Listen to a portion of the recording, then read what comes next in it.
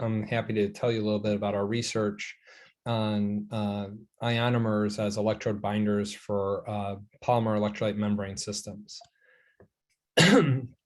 So my talk is divided into two parts today. So I'll tell you about what I call high temperature polymer electrolyte membranes. And these are membranes that can conduct protons from actually sub-zero. They can go from conduct protons from -40°C all the way up to 250°C. And we have a really nice membrane for these type of systems. And so that's interesting in itself. But what I really want to focus today on are polymer binders for porous electrodes. And these binders sort of act as a glue adhesive for these electrode particles, and they have sort of a profound impact on the performance of these devices. And to sort of understand why they're so important to these systems, we try to study them more fundamentally as thin films on interdigitated electrodes, and really not only understand their impact on ionic conductivity, but how they affect electrochemical reactivity, such as redox kinetics, as well as gas permeability. So I don't think I need to go into a lot of detail about this. I think this is sort of part of the topic of our conference is the need for decarbonization. One way to do this is to electrify vehicle transportation. And it seems that things are moving pretty quick in this space. General Motors recently announced that I think they'll have all their vehicles electric by 2035. That's Mary Barra, the CEO of General Electric. What is quite remarkable now is Tesla is the most valuable car company in the world. They only sell electric vehicles. What's a little weird here is Mary Barra and Elon Musk are wearing the same outfit. And some of our HT-PEM work is supported by Toyota. And so Toyota still is a strong believer in fuel cell electric vehicles. Whether fuel cell electric vehicles will really be competitive with, say, battery electric vehicles for light duty vehicle application, that's like the cars that I drive or you might drive, is still unclear, but they are committed to developing these vehicles, and they have greater range typically than battery electric vehicles, and they can charge within 5 minutes. But what I will be telling you about in the next few slides is the importance of fuel cell electric vehicles, not so much for light duty vehicles, but heavy duty vehicles. So like Class 8 trailer trucks, other large vehicles, ocean liners, aviation. And electrifying that form of vehicular transportation is quite difficult, but fuel cells offer an advantage over battery electric vehicles, namely through that they offer greater energy density when the required electrical energy gets larger. And so if your vehicle weight gets bigger and you need to go a greater distance before recharging or refueling, what you really want to look at is like, well, what is the specific energy density? So this is a paper from General Motors. And so I've sort of augmented this graph here to show a fuel cell as you scale up. When you need a system that can go longer and heavier, your specific energy density gets higher. And then this graph here this is the 2011 Volt. So the battery in that pack was about 100 watt hours per kilogram. And then so sort of the Tesla vehicles hover between 150 to 275, depending on the model and the cost of that model. What strikes me quite, or what I find interesting is that this prophecy was sort of given by General Motors in 2010. So they wrote a very nice paper in Journal of Physical Chemistry Letters talking about, okay, we need as a society to have continued R&D and investment in both battery electric vehicles and fuel cell electric vehicles for full vehicle electrification. And they sort of envisioned a future where battery electric vehicles would be found in smaller cars for short trips, while fuel cells find application in larger vehicles used regularly for longer trips. And so this statement in 2010 has actually turned out to be quite true today. And I'll be telling you about that in the next few slides.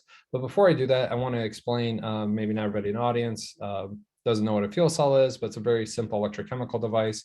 We feed it hydrogen fuel. This is electrochemically oxidized to generate protons and electrons. And that the two electrodes are separated by an electrode insulating polymer electrolyte membrane that conducts protons but permits electron transfer. transport, and then the protons meet up with the electrons with oxygen to do oxygen reduction to water. And so each cell at open circuit gives you about 1 volt. And what's really important is that you need to understand how these fuel cells are actually used in practice. So we stack these cells in series to get the voltage to be additive. And then if we want more current, then we would put some of these stacks in parallel, combined together to make to increase the current. And so these are very modular systems, right? And then obviously power is something we're interested and concerned about. So power is equal to the current times the voltage, and power is the rate at which we do work. And so as the stack gets larger and larger, we have challenges with water management and heat management. So when you're doing that, those hydrogen oxidation and oxygen reduction reactions, you are generating a small amount of heat. And that heat needs to be managed with today's low temperature polymer electrolyte membranes, because if the heat accumulates, condensed water within the membrane will be evaporated. And so in these stacks, you usually have an input for a cooling fluid that's provided by a radiator to maintain a certain cell temperature. But when the stacks get bigger and bigger, you're generating more heat, and so the burden on the radiator becomes large. And so one thing we're interested in is going to higher temperatures, so we have a greater delta T, so we can shrink the radiator. So this is a nice Nature Energy Perspective, a review article by Amit Kusaglu at Lawrence Berkeley National Lab. And so if you think of your passenger car, your engine in there might be anywhere from like 80 to 200 kilowatts. Heavy duty vehicles such as trucking for shipping goods will be, up to 400 kilowatts. And then you have aircraft, trains, and ships. And so the size of these engines become quite large. And so there's a need to manage heat in these large engines. And so by operating at a higher temperature, you can manage the heat better. One notable interesting observation from this review article is that when you're looking at small passenger cars, light duty vehicles, the capital costs tend to dominate. And so there's a lot of effort here to reduce the platinum group metal loadings within the electrodes and have scalable manufacturing to reduce the capital costs of the fuel cell stack to make these cost competitive. However, when you go to trucking, so these trucks are on the road for a long period of time, say 1 million miles for many years. Your operating expenses outweigh your capital expenses. So most of your costs are driven by paying the driver to drive this vehicle, as well as the fuel costs. And so the good news is in heavy duty vehicle applications, the constraint on the capital costs of the fuel cell stack aren't as high. So you can actually get away with higher platinum group metal loadings there. And so this sort of reiterates what I said. So if, this is a Class 8 tractor trailer truck, it might have a 400 kilowatt fuel cell stack. One key challenge is that it needs to be stable for over 1 million miles. So this is a big priority within Department of Energy now. But the cost constraint isn't as severe. So it can be about $80 per kilowatt. DOE goal for light duty vehicles is $35 per kilowatt. If 500,000 units were produced today, it'd be something like $55 per kilowatt. So cost constraint is not as bad, but the fuel efficiency is a little bit higher. And so if we think about, heat management in the system, obviously you can use a radiator to provide coolant to cool the stack. But if you can operate the stack at a higher temperature, the delta T between the stack and the external environment is larger. And so your heat rejection is greater. And so this is what is sort of needed for these larger stacks that are in heavy duty vehicles. So, why can't we just operate the stack at a higher temperature? It seems pretty easy that we could just go to 120, 200 degrees C. And the reason is that we're limited by the polymer electrolyte membrane conductivity at elevated temperatures. So this is a state-of-the-art benchmark material, Nafion. It's a perfluorosulfonic acid type material with a tetrafluoroethylene type of backbone shown here. And then it has a perfluoroether side chain with a terminal sulfonic acid end group. And so this material sort of needs condensed water in it to mediate proton conduction. However, as you drive the temperature higher, you tend to dehydrate this membrane and the conductivity plummets. And so then when your conductivity goes down, your area specific resistance, this R value goes up, and you get a very, very large ohmic overpotential. And so this sort of cripples your device efficiency. And so what's really needed for fuel cell stacks for heavy duty vehicle applications are new polymer electrolyte membranes that can conduct over a wide temperature range, both high and low, and in the presence of low humidity. And so we think we have a membrane that sort of does this. We have a patent application on it, and we've reported on it in a few publications.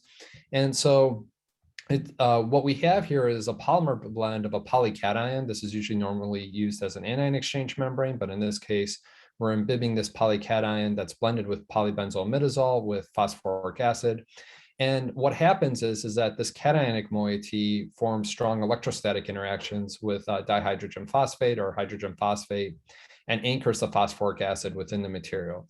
So unlike PBI by itself, we can conduct protons effectively. Here's negative 40 degrees C, so it's about 10, 15 millisiemens per centimeter here.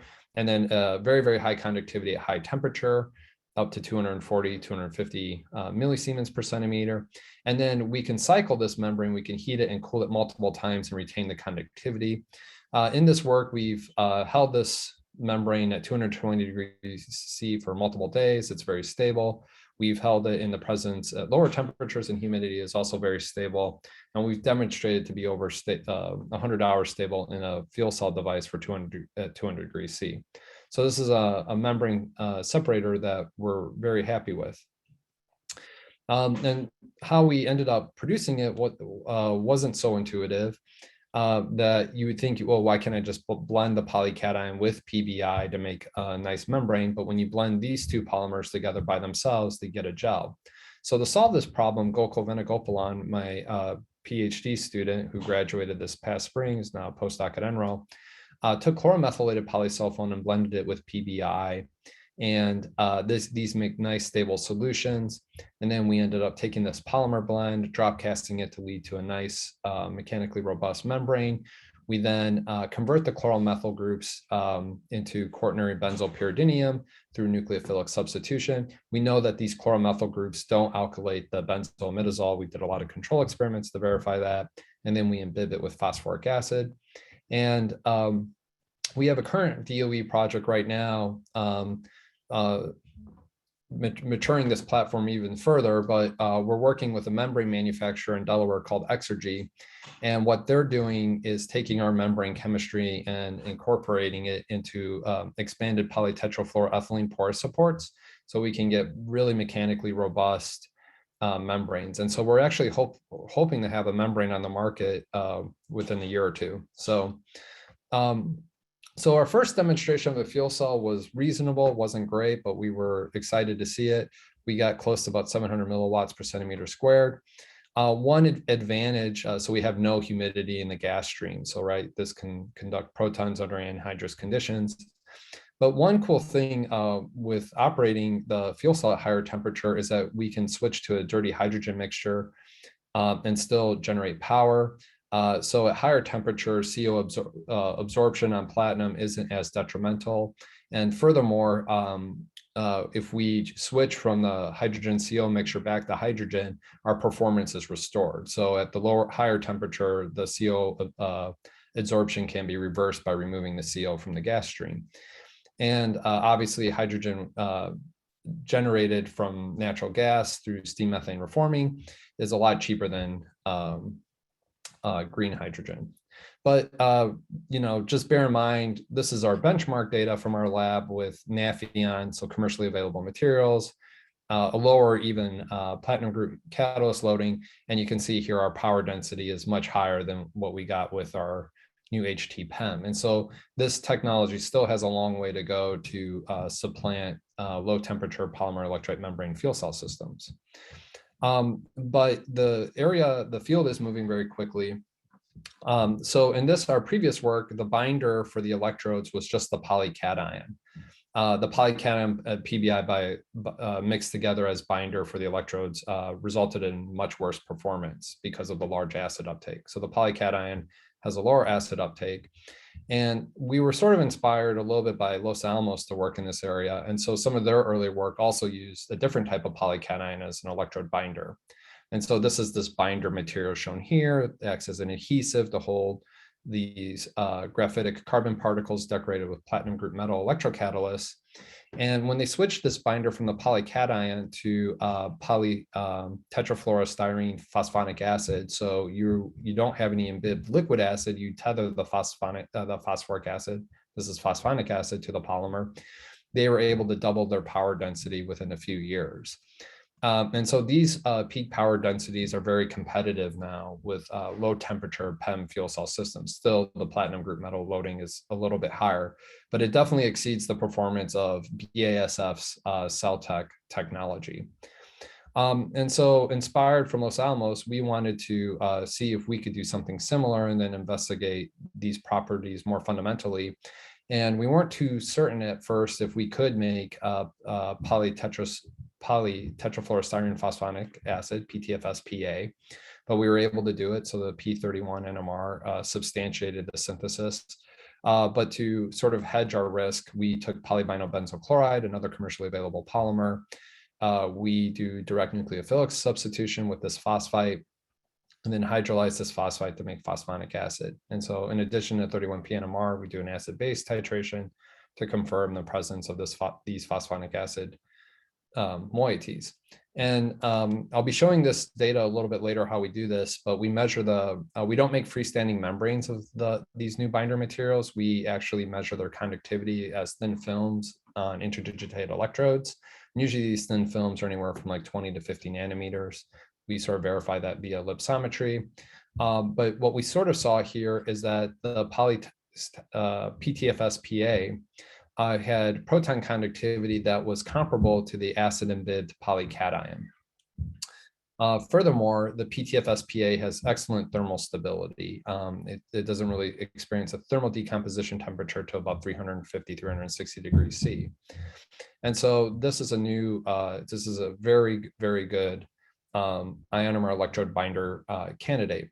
PVBA, on the other hand, the proton conductivity wasn't all that great, and its thermal stability at 200 degrees C started to degrade at temperatures greater than 200 degrees C. So based on those two observations, we sort of abandoned that material. And so very similar to Los Alamos, when we substituted our acid imbibed polycation binder, the purple here, this was done in fall of 2019 with polytetrafluorostyrene phosphonic acid, PTFS-PA. We've improved our power density. So we got almost a 50% improvement, and we're on our way to a 2x improvement. With this new binder. We made this improvement from the yellow to the green, largely through reducing the binder amount in the porous electrode and redistributing the catalyst loading, making more on the cathode and less on the anode. And so there's a lot of work that can be done in the, optimizing the membrane electrode assembly composition to improve the performance further. And so this sort of really gets to the heart of my talk now. And what are the property requirement differences between binders and membranes? Like how can, so you have to keep in mind here, right, that we have the same electrocatalyst, the same membrane, just different binders. And by changing the binder, we're having a very different outcome in terms of the power density, the performance of the fuel cell, right? And so we want to understand that further.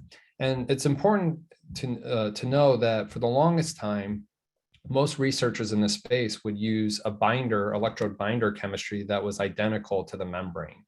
And this was done out of convenience. So if we use Nafion as our membrane, we can get Nafion dispersed in a solvent, and we can make porous electrodes with that. But the property requirements for binders and membranes are different. So if we think about a membrane separator, it should have low gas permeability. You don't want hydrogen and oxygen gas crossover because of mixed over potentials. It needs to be mechanically robust to separate the two electrodes and electron insulating.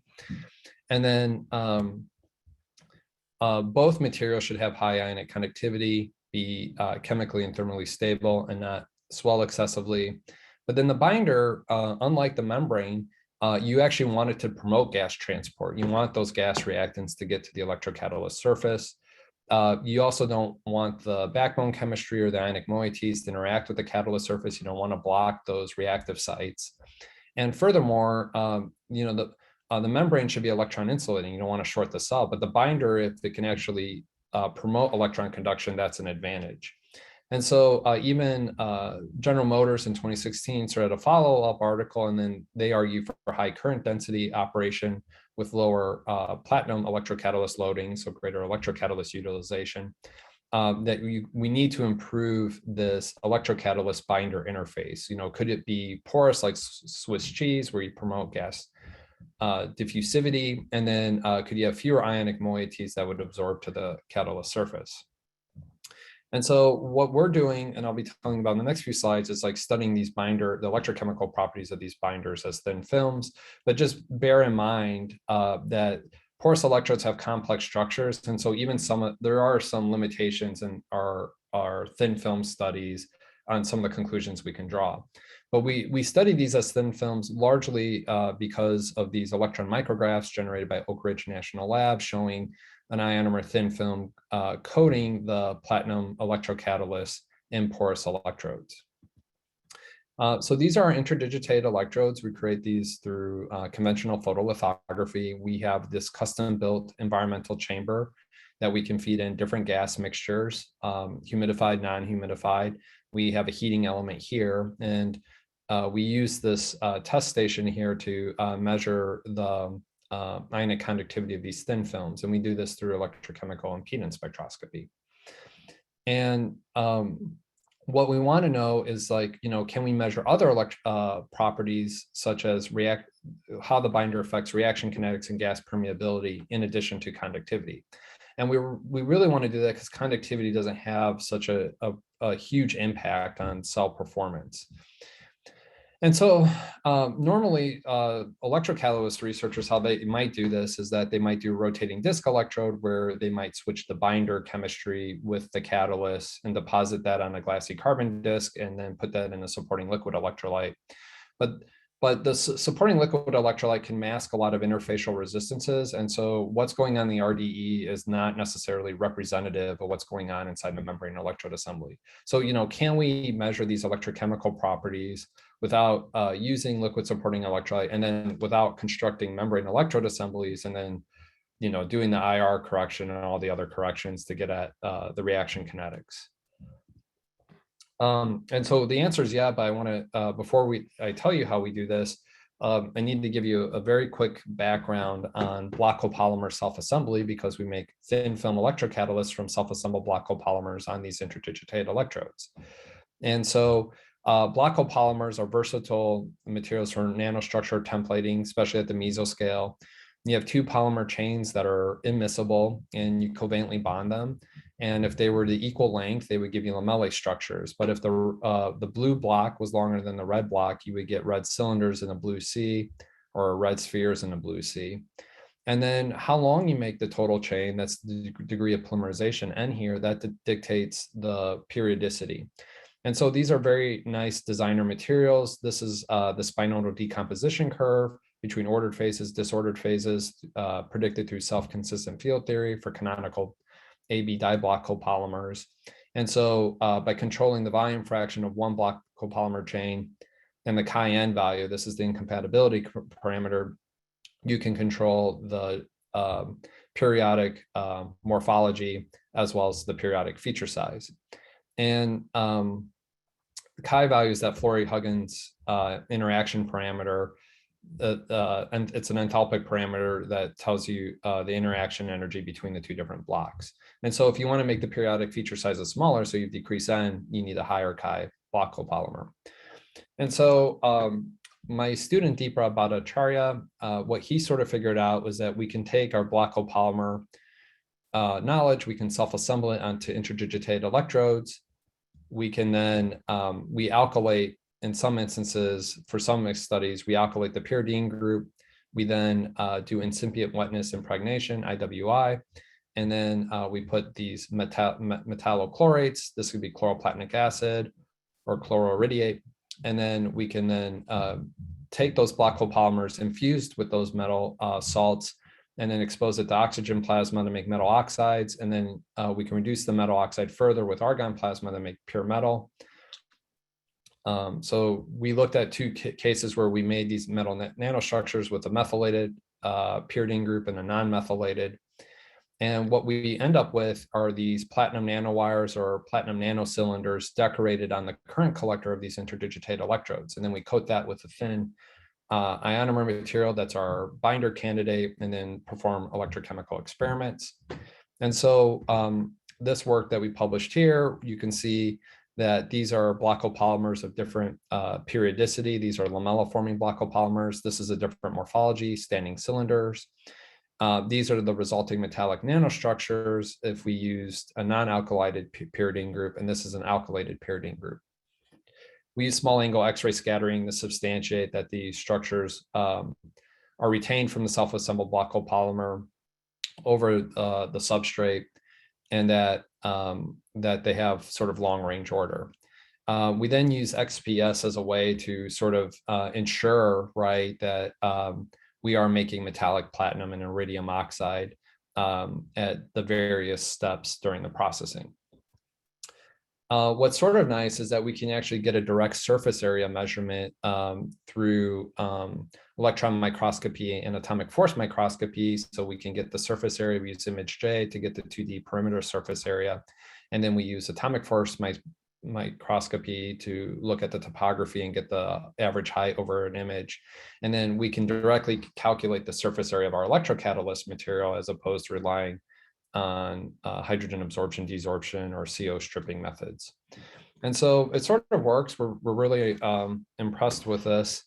If we decorate those nanowires on this top interdigitated electrode, these are iridium oxide nanowires on a platinum current collector. And then this bottom interdigitated electrode just has the platinum current collector. So if we look at these two interdigitated electrodes, they look identical, right?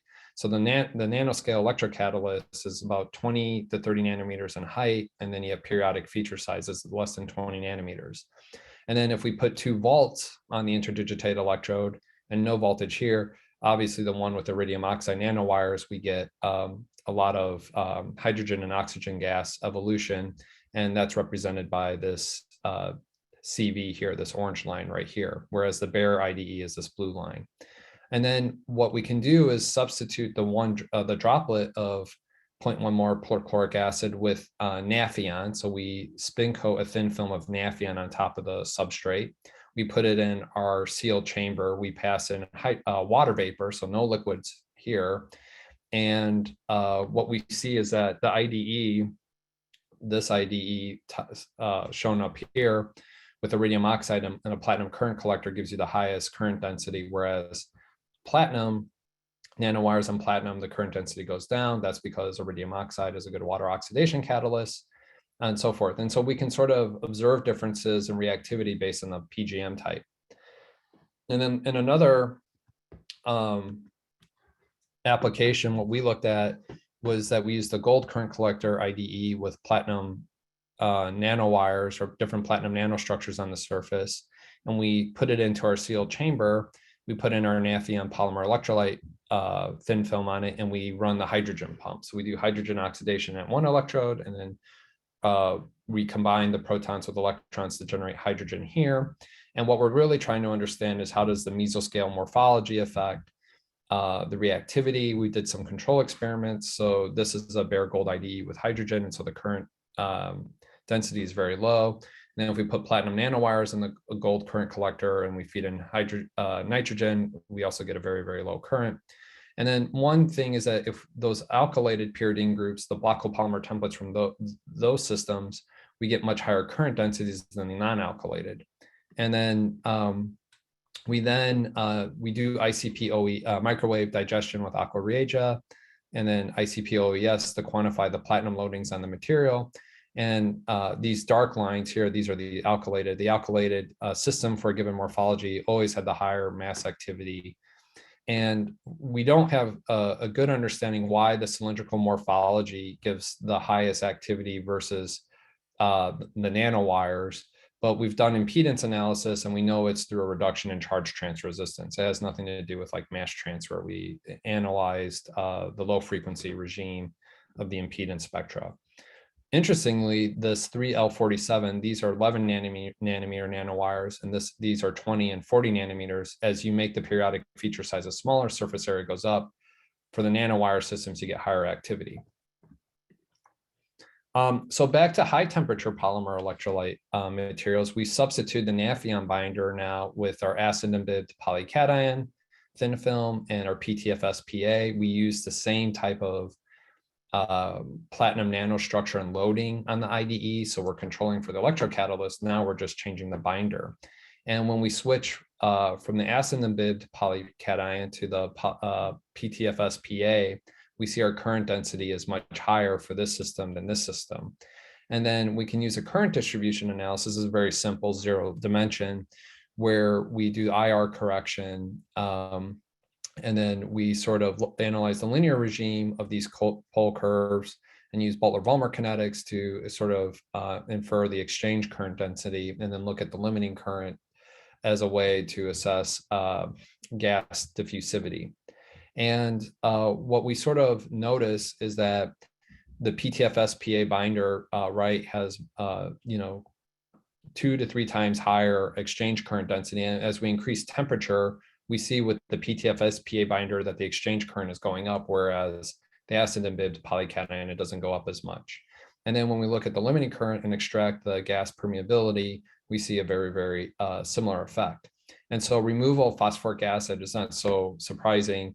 Enhances reaction kinetics because phosphate anions interfere and absorb to the platinum catalyst surface. So by removing the excess acid, we get improved kinetics. And then gas, because gas doesn't have to diffuse through that liquid layer in the polymer, we get better gas permeability. And so when we look at our pole curves and we've estimated those parameters and performing current distribution analysis, what we see here, this is our activation over potential. These are these first dotted lines shown right here. We see that the activation over potential is decreased with the PTFS-PA binder. We then look at the gas diffusivity, the concentration over potential. We also see that's reduced with this new binder versus the old binder.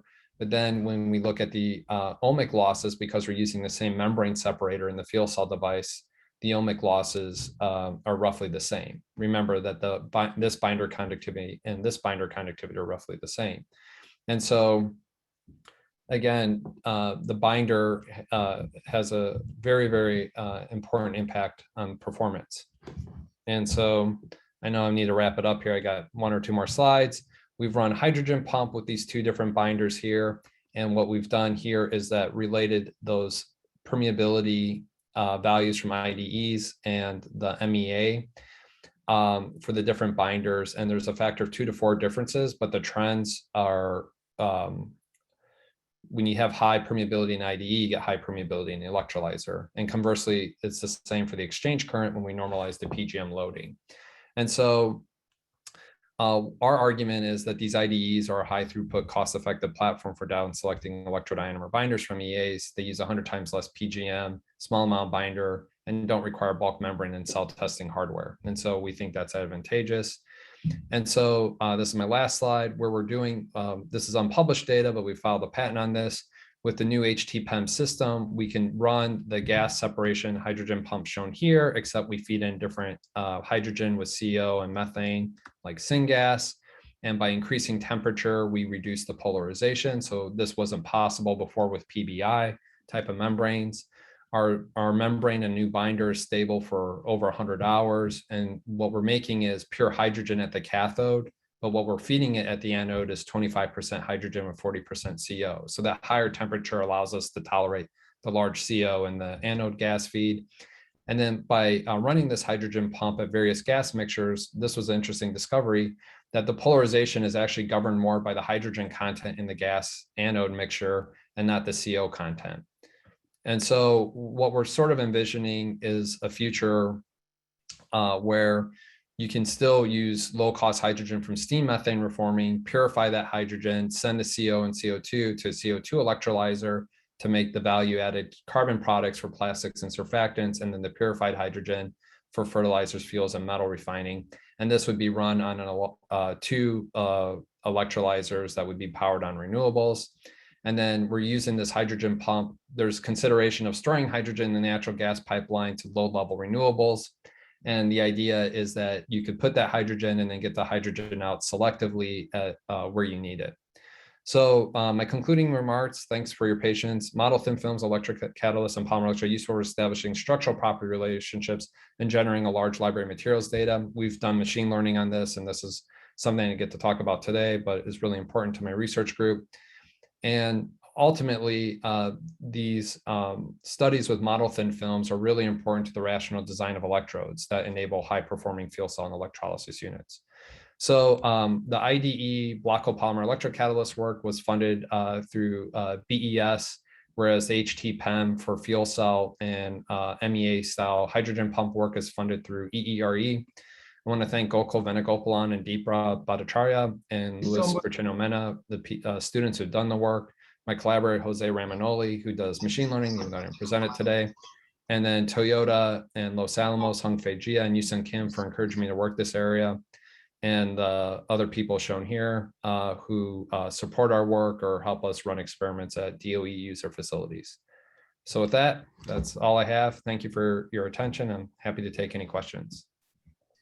Well, thank you very much for a fascinating presentation and a pretty remarkable stability at both high temperature and with CO and methane, as you mentioned. It's a very impressive chemical system. So looks like we already have, it's not a question, but yes, a nice working presentation from John. So it's interesting you talked about the ability to remove heat. The feature of the Toyota Mirai, it has a very large grill. It has to take in a lot of air. So between whether it's a passenger car or a truck, it seems like you'll have better characteristics for heat transfer if you can get the heat out faster. That's remarkable. So again, feel free to put your questions in the chat or in the Q&A. Yeah, nice. Maybe I can start with a question. Sure. Go ahead. Thanks for the wonderful presentation. So for nuclear heat, special temperature is around 300 C. So I wonder, you have shown maybe up to 250. Can you push it still higher? I think it's possible. Some of the limitations of the measurements we've done now has been because of the testing equipment in my lab. So we know the binder is stable. We know the platinum on carbon is stable at 300 C. The membrane we know works is stable at 250. Like, could we get it to 300? Potentially. We just haven't tested it. So we don't know the upper temperature where you start to get the phosphoric acid evaporation from the membrane host. But I believe PBI and the polysulfone backbone are stable at 300 C. So this is a fully solid membrane, and I guess it has some kind of a mechanical modulus and it's impervious to any kind of pressure. So what kind of pressure difference can you yeah, sustain? so right now, let's see here. I think on we maybe up to 3 bar pressure differential. Let's see. The mechanical properties right now is like 12 or 15 megapascals at break, but we just ended up doubling the tensile strength by cross-linking the polycation. So we add a cross-linker before drop casting, and that got it up to about 40 megapascals. Great. And finally, in your interdigitate electrode testing, how do you control the thickness of the binder? I mean, do you make a certain fixed thickness on top of the in that study, we try to control it to 30, 40 nanometers. And so we do controlled studies on silicon wafers with spin coating and the concentration of the solution. So you measure it after you have spin coating. Gotcha. Thank you. Yeah. Great. Well, it's about time to wrap up the formal part of this session. The next session on carbon capture, utilization, and storage will begin at 3:35 U.S. Eastern Time. But if there are other questions, people are welcome to continue the discussion during the break here. Thanks again for a really interesting talk and three wonderful talks on other topics as well, flow batteries and on photochemical systems. Thanks for a great session, everybody. Thank you so much, Adam. Thank you, Adam. Thank you. Thank you, Adam. Bye.